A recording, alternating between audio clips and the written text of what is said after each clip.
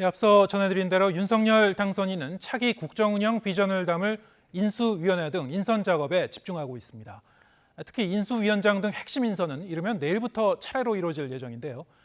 유영화 한국외대 초빙 교수 그리고 신성범 전 새누리당 의원과 함께 전국 상황 정리하겠습니다. 자, 어서 오십시오. 네, 안녕하십니까? 네.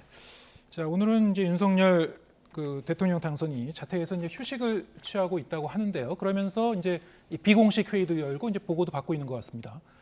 자, 이제 인선을 놓고 특히 이제 위원장과 부위원장 어떻게 이제 결정할 건지 자, 이게 조율 중인 것 같은데요. 일단 많은 언론에 이제 관심이 이 부분에 집중될 수밖에 없는 것이 이제 새 정부의 이 정책 운영 기조와 인사 방향을 이제 이 인수위가 어떻게 구성되는가를 보면 알 수 있겠죠? 그렇습니다. 그러니까 인수위원장이 누가 되느냐. 네. 예를 들면 안철수 대표가 들어간다 그러면 아무래도 윤석열 정부의 정책 방향이 좀 달라지지 않겠습니까? 왜냐하면 안철수 대표가 주장했던 부분들이 정치 개혁이라든가 여러 가지가 있었기 때문에. 그런데 만약에 안철수 대표가 안 들어간다 그러면은 기존의 윤석열 후보 때 얘기했던 여러 가지 강한 메시지들이 있었단 말이죠. 이런 부분들이 있기 때문에 아무래도 윤수위원장이 누가 되느냐에 따라서 상당히 관심이 될 수밖에 없는 그런 것 같습니다. 네. 좀 어떻게 전망하십니까?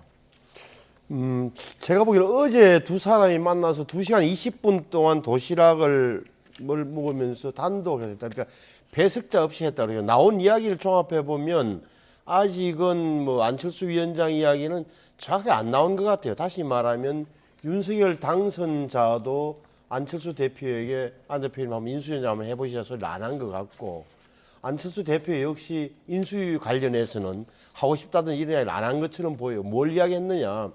안철수 대표의 설명대로 결국 국정 현안에 대한 비전을 공유하는 시간이었다. 다시 말하면 3월 3일 날 단일화 합의하고 난 이후에 하기 전에도 두 사람이 뭘 생각을 맞춰볼 시간은 거의 없었단 말이에요. 그러면은 예를 들어서 이제 안철수 대표의 설명에 의하면은 민주주의에 대한 부분, 경제 문제, 데이터 산업을 포함해 거의 모든 분야에 대해서 의견을 했고 굉장히 많은 부분에 일치를 봤다라고 말했잖아요. 그러면 그렇게 하면 맞춰본 거고 인수위 구성 문제는 별도로 논의를 할 것 같아요. 별도로 하면 둘이 이야기하는 게 아니라 이제 어떻게 보면 양측, 그러니까 윤석열 후보 측에서는 당선인 비서실장인 장제원 의원 예를 들어서 그리고 안철수 대표 측에서는 다시 한번 우리 이태규 의원이 나온다든지 이렇게 해서 왜 그게 연동이 돼 있냐면 만약에 안철수 대표가 원하면 인수위원장은 안철수 대표로 가되 그러면은 안철수 대표가 데려올 수 있는 인수위 몫은 줄어들 테고 안철수 대표가 원하지 않는다면 안철수 대표가 지명하는 한 두세 사람 정도를 뭐 분과별로 넣는 그런 형식이 되지 않을까 저는 조심스럽게 예측을 그렇게 합니다. 네. 자, 어제 도시락 회동에서 그러면 구체적으로 어떤 말이 오갔는지 참 궁금하긴 한데요. 관련한 녹취가 있죠. 한번 들어보시겠습니다. 인수위직 관련해서 어떻게 얘기 좀 나누셨습니까? 오늘 인사에 대한 이야기는 나누지 않았습니다. 2시간 넘게 지금 회동하신 것 같은데 어떤 내용들 얘기하셨습니까? 국정 전반 현안에 대해서 논의를 했습니다. 도감은 하시지 않았겠느냐 싶어요. 도감은 하셨을 거라고 보고 제가 볼 때 구체적인 이름을 가지고 명단을 가지고 대화는 나누지 않으셨다 이런 말씀인 것 같아요. 네, 지금 안 대표는 어떤 힌트를 주지 않으려고 하는 그런 모습 같은데요. 네, 장제원 비서실장은 교감이 있었을 것이다. 좀 발언 내용은 좀 약간 다르긴 한데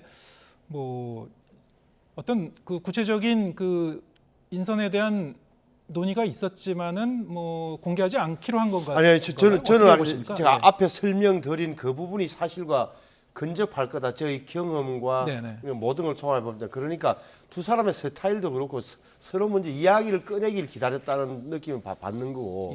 그래서는 앞으로 안철수 대표의 결심에 달린 거예요. 예를 들어서 안철수 대표가 내가 인수위원장을 한번 맡아서 해보고 싶다라는 의사를 표현하는 순간 윤석열 당선자 입장에서는 무조건 수용해 줘야 되는 그런 처지잖아요. 근데 나는 이제 내가 추천하는 사람을 넣어주고 저는 나중에 뭘 하겠다라고 하는 순간은 이제 다시 또 영역이 넓어지니까 연동돼 있다. 안철수 대표의 뜻에 달렸다는 것도 분명한 거고. 지금 유심히 보셔야 될 게 7개 분과에 그다음에 당선인, 비서실장, 대변인 그다음에 이런 외에는 나머지는 거의 안 정해져 있단 말이에요. 그래서 그렇죠. 예. 뭐 두 개 TF 이런 거 외에는 그래서 너무 성급하기보다는 저는 옛날에 보면은 뭐 박근혜 전 대통령 때는 일주일 만에 이명박 전 대통령 때는 약 2주 후에 18일 정도 걸렸거든요. 이게 보통 항용 당선되고 나서 2, 3주 안에 구성되는 게 상례여서 그렇게 서두를 필요는 없다고 저는 보는 편이에요. 네. 지금 뭐 거듭 말씀하셨듯이 이 안철수 대표가 이제 위원장으로 가느냐 안 가느냐에 따라서 그렇죠. 다른 인선도 이제 연동돼 갖고 연동이 이루어질 수밖에 없기 때문에 예. 오늘 뭐 이제 막판 조율을 한다고 하는데요. 네. 그 부분에 대해서 오늘 좀 그 어느 정도 이 결론을 내리지 않을까 싶기도 한데요. 사실 이제 언론이나 이제 일각에서는 안철수 이 대표가 맡을 역할에 대해서 좀 더 다양한 그런 그 역할론이 이제 제기됐었거든요. 지금 나오는 그 얘기를 들어보면 일단 뭐 위원장 아니면은 뭐 이제 국무총리 가능성도 있고 경기도 도지사 내지는 여러 가지 이제 그 진로가 가능하다.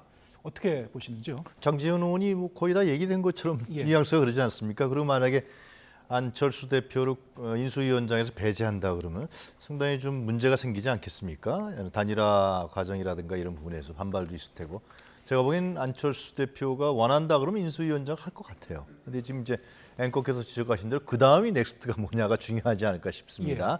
그다음에 국무총리로 가느냐 아니면 당 대표로 가느냐 이런 문제가 있고 그리고 안철수 대표가 추천한 사람이 내각에 어떻게 들어가느냐.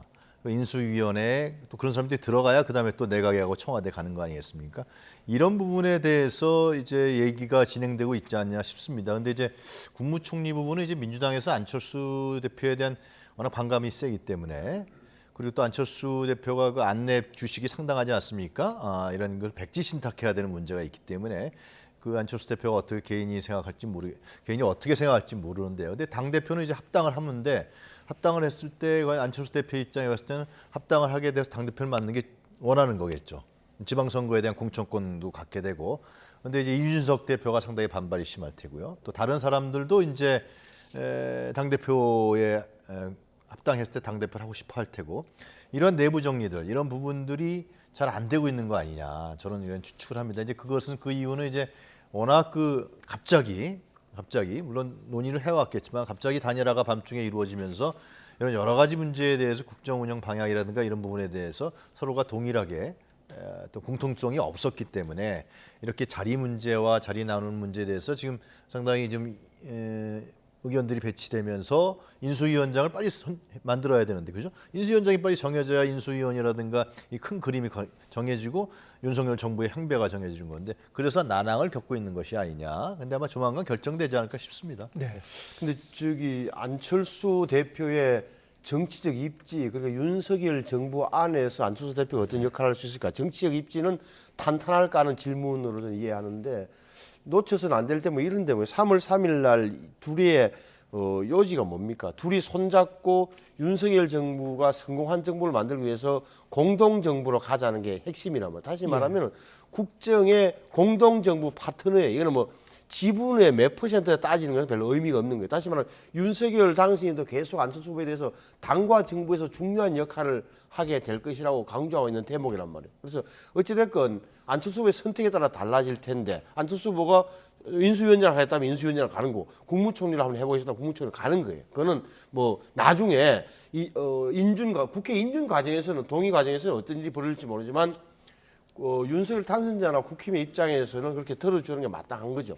그래서 어찌될지는 모르겠으나 움직일 수 없는 사실은 약속을 했고 일정한 지분을 약속받았고 거기에 대해서는 계속 존중하겠다는 태도를 당선자가 보여 있는 이상 당에서도 다른 소리는 안 나와야 되는 그런 상황이 맞는 거죠. 예, 알겠습니다. 자, 그런데 이제 이 안철수 이 대표와 이제 그 후보 단일화를 하고 난 다음에 자, 이번 대선에 어느 정도의 영향을 끼쳤는지 자, 이 부분에 대해서는 여러 가지 좀 그 해석이 나올 수 있을 것 같아요. 저희가 좀 마련한 그래픽인데 함께 보시겠습니다. 네, 이게 이 3월 9일 본 투표 날 투표 직후에 이 지상파 방송사들의 이제 출구조사 결과인데요. 21대 총선 2020년 21대 총선에서 국민의당에 투표했던 분들이 이번 대선에서는 누구를 이제 지지했는지 그 비율을 이제 통계를 낸 건데요. 당시 이제 국민의당 그 지지자들 중에서 85.8%가 이번에는 윤석열 후보를 지지를 했고, 네, 이재명 후보를 지지한 분이 12.6%, 뭐 이렇게 이제 배분이 됐습니다.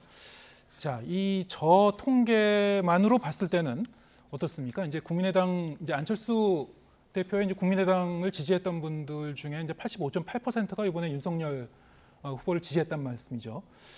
단일화의 효과가 저것을 보면 이제 좀 상당히 좀 있지 않았을까 이렇게 해석도 가능한데, 근데 다른 한편에서 보면 또 이제 출구조사 결과를 분석한 걸 보면 이제 막판에 2030 여성들이 이제 부동층에서 나와서 이제 저 민주당 쪽을 이재명 후보를 많이 지지한 또 그런 결과도 나왔단 말이죠. 이제 막판에 좀 이런 변화가 있었는데 여러 가지 각도에서 좀 그 해석이 분분할 것 같아요. 어떻게 보시는지요? 적어도 저 그래프가 보여주는 한 번 더 보시죠. 저기 보면은 저게 그러니까 보십시오. 저게 국민의당 투표자 표시면 20대 총선이 언제 21대 총선 2020년이요? 2년 전에 있었던 거잖아요. 그러니까 예. 저기가 제 기억이 맞다면은 국민의당이 저때 정당 투표에서 6점 몇 퍼센트 받았어요. 6점 몇 퍼센트. 네. 그 정도 받아서 세석이 된 거거든요. 근데 그 사람들의 그때 2년 전에 정당 투표에서 국민의당 안철수의 국민의당을 지지했던 사람들의 85%가 이번에 선거에서는 윤석열 후보 쪽으로 넘어갔다는 취지잖아요. 그죠? 예. 그러면은 저게 적어도 바로 그러니까 2년 전 얘기를 하지만 안철수 후보를 지지하는 상당수는 그래도 안철수 후보의 결정에 따라서 윤석열 후보로 이동했다고 보는 게 맞는 거고, 그 말은 오히려 역풍이 불어서 국민의힘에 도움이 안 됐다, 윤석열 후보한테 도움이 안 됐다는 일부 주장에 그 근거를 허물어뜨리는 거예요. 적어도 단일화는 잘 된 거다. 만일 단일화가 안 됐으면 24만 표 차이라는 게 얼마나 불안한 이유인데, 안철수 윤석열 단일화가 안 됐으면 안철수 당선인이 안 나왔을 가능성이 높다는 지표 하나로 해석하는 것은 상식적이다. 저는 그래 봐요. 그 통계를 이제 그렇게 해석을 해주셨는데, 그럼에도 불구하고 이제 너무 갑작스럽게 단일화가 되는 바람에 그 다음날 이제 사전 투표가 이루어졌는데, 거기서 이제 호남이나 아니면 이제 2030 여성들의 부동층에 이제 이 표심의 변화가 있었다. 또 일부는 결집을 했다. 이렇게 해석하시는 분들도 있긴 있거든요. 어떻게 단일화 효과 어떻게 분석하시는지요? 저도 2년 전 얘기 아닌가요? 네, 2년 좀 전에. 시차가 있습니다. 굉장히 아무래도. 그때는 2020년도 2020 총선이 이루어질 때고, 바른미래당이 통계인지 국민의당 창당했을 때 통계인지 좀 불분명한 것 같고요. 현재에서 대선에서는 역풍이 상당히 있었죠. 국민의당에서 당원들이 탈당한다 그래서 국민의당 사이트가 마비됐었고, 상당히 그 역풍에 의해서 이 민주당의 이재명 후보가 그 순풍을 받아버리는 그런 측면이 분명히 있었다고 생각되고요. 근데 문제는 그거 아니겠습니까? 이제 단일화 효과, 그리고 이제 안철수란 현재의 인물, 이것은 아마 국민의힘이나 윤석열 당선인 입장에 봤을 때는 안철수란 인물이 참여했을 때, 인수위원장이든 국무총리든 당대표였을 때 자신이 국정 운영을 하는데 상당히 플러스 윤이 되느냐, 안정감이 되느냐라는 거 아니겠어요? 네. 근데 지금으로 봤을 때는 안철수란 인물이 그 당시에 이제 밤에 이제 어떤 그 밀실, 야합적 성격의 단일화를 함으로 인해서 상당히 정치적인 영향력이 줄어들었고, 국민적 신뢰도도 상당히 줄어들었던 게 사실인 것이죠. 그래서 저런 인수위원장을 시키느냐 뭐 그런 것을 이제 약속을 했으니까 아마 제가 보기엔 하는 것 같고, 이걸 만약에 안철수 대표를 그렇게 인수위원장이나 뭐 주요 직책을 안 주게 되면은 더 마이너스 역풍, 윤석열 정부를 출범시키는데 상당히 문제가 생길 우려가 있기 때문에 이렇게 하는 것인데요. 그래서 안철수의 영향력이 제가 보기에는 별로 크지 않다라는 생각이 들고, 제 생각에는 말씀드리면 이러한 0.73% 차이 아닙니까? 이런 차이라면은 윤석열 당선인이 국정 운영을 안정적으로 가져가고 또 국민에 대한 신뢰를 확보하기 위해서는 저는 만약 유럽 같으면은 대연정을 제안할 거예요. 그래야만 사실상 국정 운영이 안정적으로 가는 거거든요. 뭐 제안할 것 같지는 않은데 그게 정치학에서 나오는 어떤 상식적인 거거든요. 근데 뭐 그런 제가 말씀을 드리는 이유는 사실상의 교과서적 측면의 의미라는 거 봤을 때는 뭐 우리나라 현실은 다르지만, 이렇게 0.73%밖에 안 됐을 때 반대편, 그러니까 윤석열 후보를 지지하지 않았던 사람들을 어떻게 시키냐 문제. 과연 그래 협치하겠습니다, 통합하겠습니다, 안철수랑 카드를 내세웠습니다, 이거 갖고 될 거냐? 이거 안 된다는 거죠. 그래서 저는 하여튼 안철수 카드라는 게 인수위원장이 누가 될 거냐, 국무총리가 누가 될 거냐, 뭐 하마평 속에서 언론의 관심은 있겠지만은 국민들은 크게 관심이 없다. 윤석열 정부가 출범할 때 국정 안정을 어떻게 할 것인가. 대국회 관계는 너무나 중요하지 않습니까? 사실 민주당에서 국무총리 동의 안 하면 이건 안 되는 거거든요. 그리고 장관 청문회도 있죠. 각종 뭐 청와대 옮긴다 그러면 또 법률도 재개정해야 되죠. 검찰 문제도 그렇죠. 사실상 민주당의 국회 협조를 받지 않으면 윤석열 정부가 할 수 있는 건 없단 말이죠. 네. 그럼 그 민주당과 뭐 협상한다, 뭐 밤에 만나서 협상한다가 되는 게 아니라 결국 이제 이재명 후보를 지지했던 층들, 지지층들을 어떻게 설득하느냐 문제인데요. 그게 이제 통합하겠다, 협치하겠다 이런 거로 가냐 이게 지지층을 이재명 후보를 지지했던 또 윤석열 후보를 지지하지 않았던 그 반 50%에 되는 사람들 과연 가능하겠느냐. 현재 행보로 봤을 땐 저는 결코 쉽지 않다라는 생각이 듭니다. 저는 이제 단일화 효과에 대해서 지금도 선거 끝나고 나서도 좀 논의한다는 게 좀 우스꽝스러운 일이다. 다시 말하면 적어도 일부 그러니까 뭐 지지자들은 야합이다, 협잡이다 이렇게 할 수 있느냐 뭐 이렇게 이야기를 많이 하겠지만 그 부분은 뭐냐면 그런 분들의 분노는 대부분 다 원래 이재명 후보 지지자나 민주당 지지자층들이 분노했을 경우가 많다. 오히려 핵심은 부동층이나 중도층들이 보기에는 적어도 안철수, 윤석열 손을 잡는 거 보니까 저기가 될 것 같다는 그런 기세와 분위기로 넘어갔을 공산이 크다는 거예요. 다시 말하면 이것은 철저하게 원래 당신은 선생님은 다른 데 원래는 윤석열 후보나 딴 데 찍으려다가 안철수와 윤석열 단일화하는 거 보고 화가 나서 이재명 후보를 찍었습니까? 라고 물어봐야 되는 대목인데 그래서 불가능한 거잖아요. 유일하게 나온 수치가 적은 거예요. 네. 그렇잖아요. 그러면 적어도 저걸 보고 객관적 근거를 가지고 단일화의 효과가 있다고 보는 게 맞는 거예요. 그건 상식적이잖아. 그렇지 않나요? 저는 말씀드리고 저 안철수, 윤석열 단일화에 자꾸 하나 놓치서는 안 되는데 뭐 단순한 이건 정치의 연합이나 담합이 아니라 적어도 제가 보기에는 장기적으로 보면 어떤 정통 보수 플러스 이제 중도 보수의 연합이다. 중도 연합이라는 측면을 놓쳐서는 안 돼요. 왜냐하면은 지금 안철수 대표의 국민의당과 합당하게 되면 적어도 국민들이 보기에는 중도적이고 합리적인 보수 세력이 같이 인입되면서 국민의힘 전체에 보수 진영 전체에 이른바 스펙트럼 정치적 그 색깔이 많이 확장되는 그런 측면은 굉장히 의미가 있는 그런 걸로도 보는 게 맞다라고 저는 생각해요. 예, 알겠습니다. 뭐 저희는 이제 그 대선 아직도 이제 그 대선이 끝나고 며칠이 안 됐으니까요. 대선에 나타난 이제 민심의 의미가 어떤 거였는지 좀 더 확장해서 보는 차원에서 한번 이제 복귀를 해봤습니다. 지금 말씀하신 대로 이 안철수 대표와 윤석열 당선인이 앞으로 어떤 이제 상승작용을 일으키면서 공동정부를 구성해 나갈 것인가. 자, 이런 그 뭐 인수위 구성의 이제 방향이나 여러 가지 또 앞으로 이제 협치는 또 어떻게 나갈 것이고, 자, 이런 것을 보면은 앞으로 이제 이 통합의 정치를 어떻게 잘 해내 나갈 수 있는지 앞으로 몇 달간에 이제 그 나올 것 같아요. 예, 윤곽이 나올 것 같습니다. 자, 근데 아까 이제 합당 얘기도 좀 했습니다만 앞으로 이제 이 국민의당과 국민의힘이 합당을 하기까지는 여러 가지 좀 넘어야 할 산이 좀 많긴 할 것 같은데요. 지난해 이제 서울시장 보궐선거 전후에도 합당 얘기가 나왔지만 이제 무산이 됐었죠.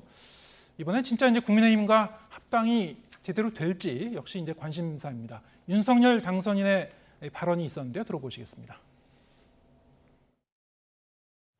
일단은 신속한 합당을 하는 것이 가장 중요하고요.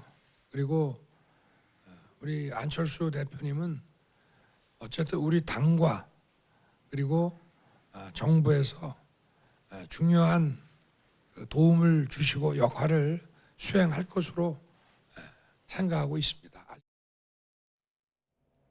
네, 저희 앞으로 이제 합당 과정에서 뭐 여러 가지 이제 이 난제가 좀 산적하긴 할 것 같은데요. 두 당 사이 이제 화학적 결합을 하려면요. 일단 이제 아까 말씀하셨습니다만 이제 이 안철수 대표와 이준석 대표 간의 이제 감정의 골은 좀 남아 있는 것 같기도 하고요.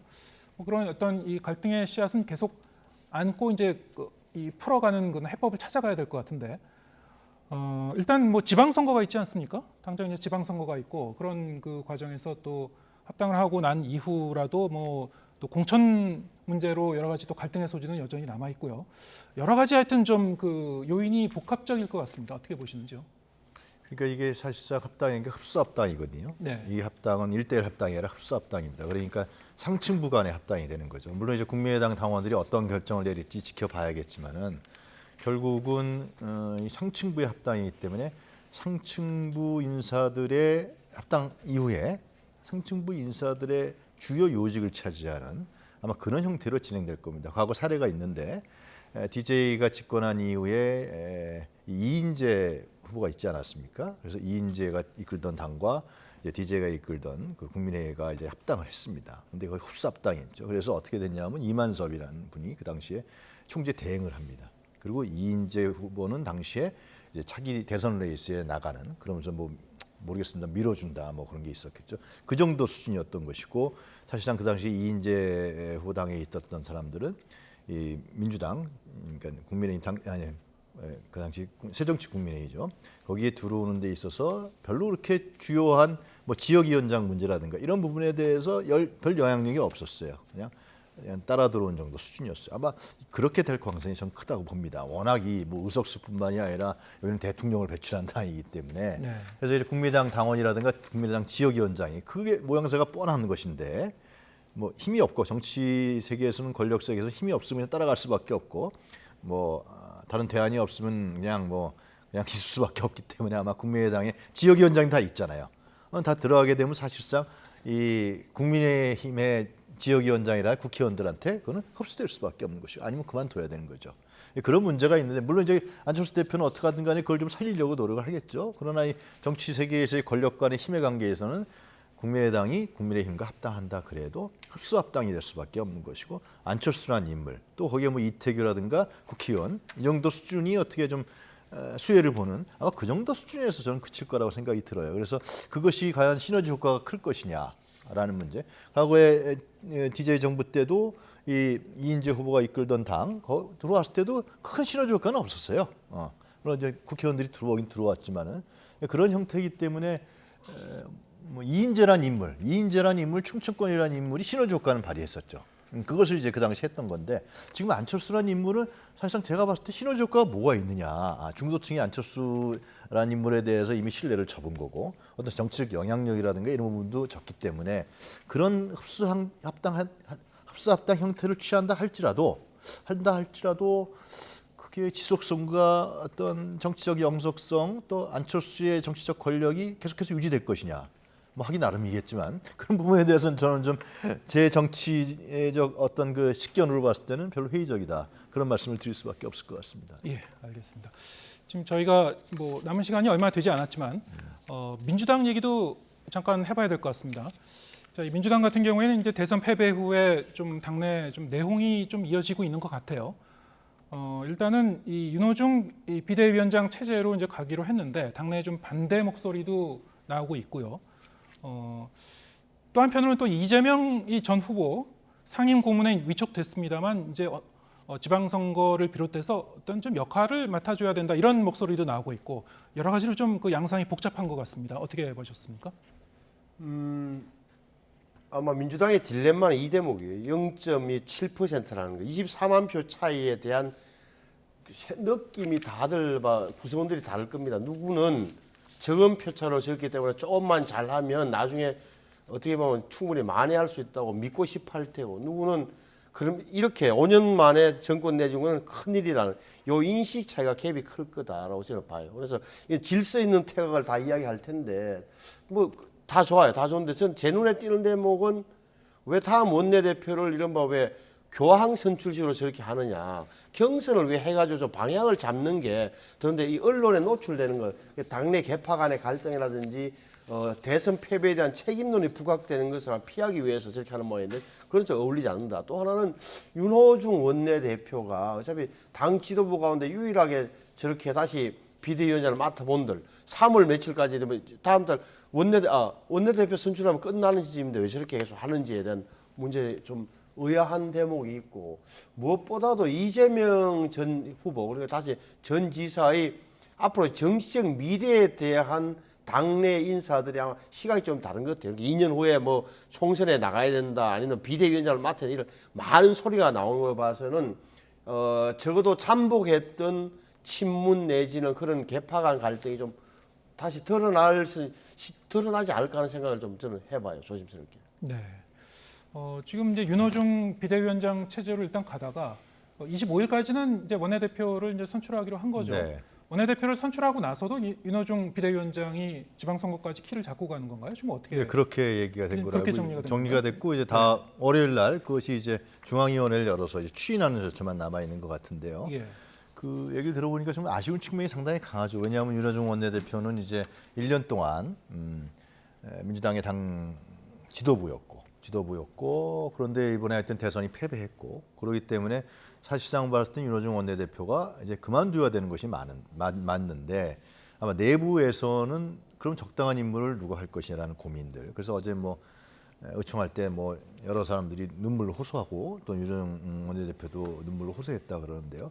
그러면서 지금의 이제 지방선거가 남은 과정에서 다른 사람을 누굴 세울 것이냐라는 문제. 이게 뭐 대중적인 인물도 필요하지만 또 당내의 갈등이라든가 분열을 막아야 되는 인물도 필요하지 않느냐. 그래서 이제 윤호중 원내대표가 그래도 비대위원장으로 적당하지 않느냐. 그렇게 해서 아마 합의를 한 것 같아요. 결국 이제 많은 의원들이 반대했는데 불구하고 그러나 하여튼 아쉬움은 많이 남는 것 같고요. 과연 이제 중요한 것은 월요일날 이제 중앙위원회 통과가 남아 있지만은 이제 윤호중 비대위원장이 비대위원들을 누구를 앉히냐는 중요한 것이죠.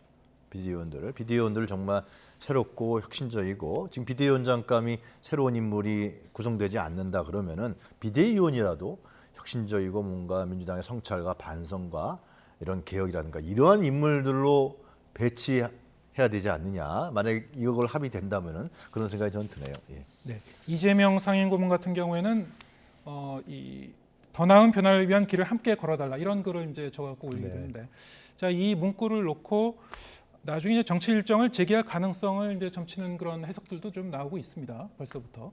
자, 이재명 고문의 앞으로의 진로에 대해서는 어떻게 전망하시는지요? 지금 상임 고문으로 이제 수락이 됐고요. 네. 그래서 아마 여권에서 나오는 얘기에 따르면은 이재명 상임 고문이 지방선거 때 아마 합류하지 않겠냐, 한두 달 정도 뒤에 해서 지방선거에 측면 지원을 강하게 하고 그 다음에 이제 8월에 전당대회가 있으니까요. 예. 그때 이제 당 대표로 이재명 고문이 출마해서 뭐 민주당을 이끌고 가게 되는 그런 당권 도전할 가능성이 네, 있다. 그럴 가능성이 상당히 크다라는 게 얘기인데요. 제가 봤을 때 이번 대선을 통해서 이재명 고문은 굉장히 성장했습니다, 정치적으로.